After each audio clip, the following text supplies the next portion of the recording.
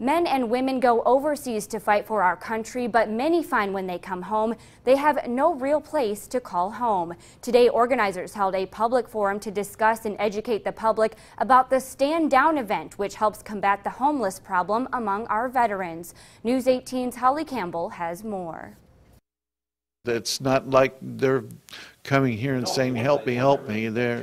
So you got to be prodded a little bit. And sometimes when they come, they're in a desperate mode. National Homeless Vet Coordinator for the Military Order of the Purple Heart and Director of the Mary T. Klinker Vet Center in Lafayette, Jim Logsdon says veterans don't always ask for help. And that's why he's helping organize the second Stand Down for homeless veterans in November.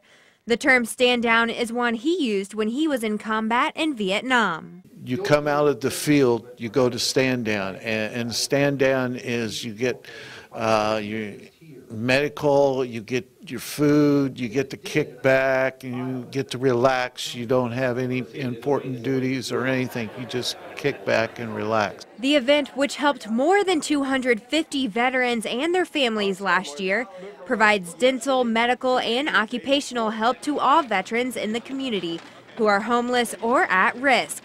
Assistant Director of the Military Family Research Institute, Martina Sternberg, says only 1% of the population are veterans, but many of those veterans make up our homeless population. But of the homeless population, sadly, 20% of people who are homeless are veterans, and it's more of a risk for women veterans. Women veterans are 4 times more likely to be homeless than male veterans. Sternberg points out it's not just retired veterans who are homeless.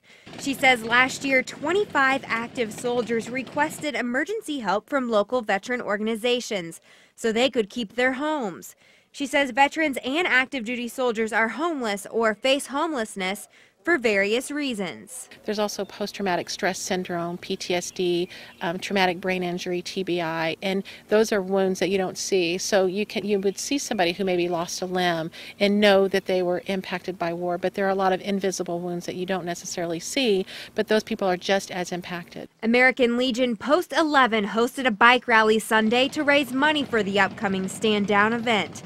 Director of Legion Riders Mark Posey says he organized the ride to protect local veterans. The term homeless and veteran should never go together, so that's what we're supporting today is the Stand Down to make sure that our veterans in our community are well taken care of. Jim Logsdon, who lost both legs while serving in Vietnam, says when it comes to helping local veterans, it's just something he has to do. You served in the military, you keep on serving. That's just the way it is. And the way Logsdon says it will stay. Holly Campbell, News 18. The Stand Down event will take place November 10th at the Tippecanoe County Fairgrounds.